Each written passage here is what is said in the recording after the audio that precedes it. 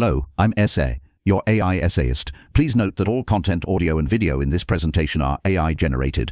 As AI can sometimes produce inaccuracies, I encourage you to verify any factual information presented. With that in mind, let's begin. The year 1220 marks a pivotal moment in the history of medicine with the completion of Ibn al-Nafis' commentary on the anatomical sections of Avicenna's Canon of Medicine. This commentary stands as a monumental achievement, not merely as an annotation of existing knowledge, but as a significant departure from long-standing Gaelic and Avicennian anatomical doctrines. Born in Damascus, Al-din Abu al-Hasan Ali ibn Abul al-Hasan al-Kashi al-Dimashi, known universally as Ibn al-Nafis, embarked on a medical career that would ultimately challenge and reshape the understanding of human physiology. His intellectual journey commenced amid a rich scholarly tradition deeply rooted in Greek and Persian influences, filtered through the lens of Islamic scholarship. Avicenna, or Ibn Sina, whose 11th century Canon of Medicine provided the textual bedrock for medical education across the Islamic world and, later, in Europe, drew heavily on the Gaelic system of anatomy and physiology. This system, while comprehensive for its time, contained several significant inaccuracies, particularly concerning the heart and pulmonary circulation. Galen, working primarily with animal dissections, believed blood passed directly from the right ventricle to the left ventricle of the heart through invisible pores in the interventricular septum. He also described the purpose of the pulmonary artery as to nourish the lungs, rather than as a conduit for blood to undergo aeration. Avicenna, despite his own considerable medical acumen, largely perpetuated these Gaelic tenets within his canon. Ibn al-Nafis, however, possessed a critical and inquisitive mind. Through meticulous observation and a willingness to question established authority, he arrived at a fundamentally different understanding of pulmonary circulation. His commentary, therefore, is more than an exegesis, it is a revolutionary revision of core medical concepts. In explicit terms, Ibn al-Nafis stated that blood could not pass directly between the two ventricles of the heart. He reasoned that there were no visible or conceivable pores in the interventricular septum capable of allowing such passage. Instead,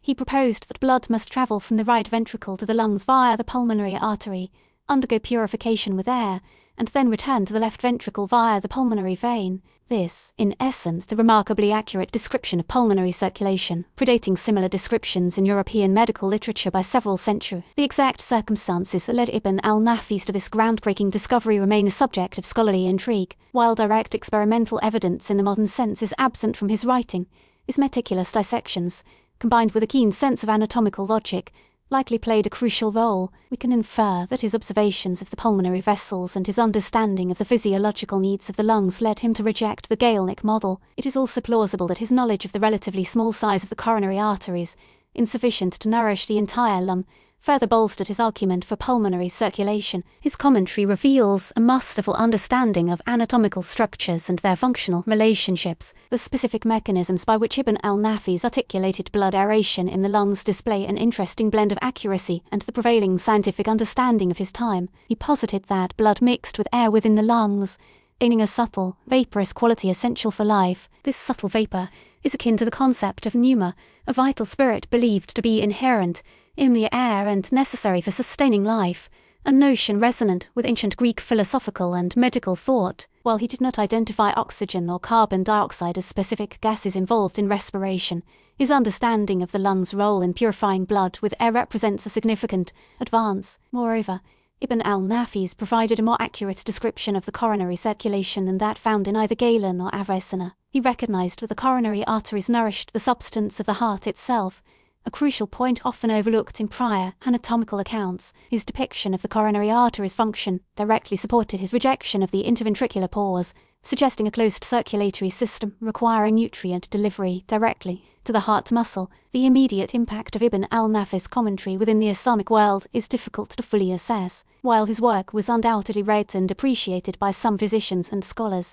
its revolutionary ideas did not immediately displace the deeply entrenched Gaelic and Avicennian doctrines. Medical education continued to rely heavily on the Canon of Medicine, and Ibn al-Nafis' corrections, while insightful, were not universally adopted. Manuscript copies of his commentary were produced and circulated, indicating a degree of influence. However, a widespread and immediate paradigm shift did not occur. This can be attributed, in part, to the inherent conservatism within established educational institutions and the reverence afforded to Avicenna's authority, the transmission of Ibn al-Nafis' work to Europe and its subsequent influence on European medical thought are complex and contested. It is generally accepted that his writings were not widely known or accessible in Europe until the 20th century. However, circumstantial evidence suggests the possibility of limited or indirect knowledge. Scholars like Andreas Vesalius, Michael Servetus, and William Harvey, all of whom played pivotal roles in the European Revolution in anatomy and physiology, made discoveries regarding pulmonary circulation that bear striking similarities to Ibn al-Nafis' findings. Michael Servetus,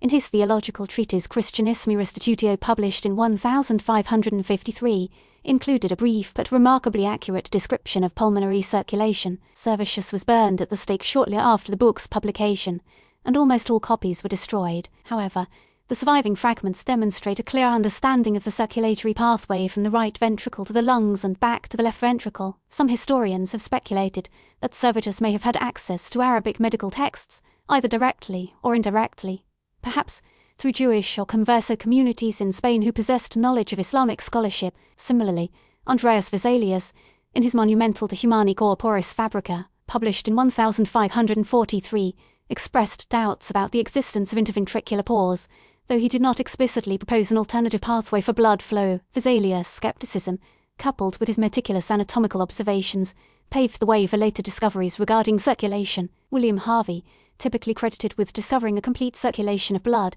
published his De Motu Cordis et Sanguinis in Animalibus in 1628. While Harvey's work was groundbreaking in its demonstration of the continuous circulation of blood throughout the body, his understanding of pulmonary circulation was not fundamentally different from that described by Ibn al-Nafis centuries earlier. The question remains to what extent did these European scholars draw upon Ibn al-Nafis' work? A definitive answer is elusive due to the lack of explicit acknowledgement in their writings. It is certainly possible that they arrived at similar conclusions independently, based on their own anatomical investigations and critical thinking. However, the remarkable similarities between their findings and Ibn al-Nafis' descriptions suggest the possibility of some degree of influence, however indirect or unacknowledged. The movement of texts and ideas across cultural boundaries during the Renaissance was a complex process, and the full extent of Islamic influence on European science and medicine continues to be a topic of ongoing scholarly investigation. Critiques of Ibn al-Nafis' work, both contemporary and modern,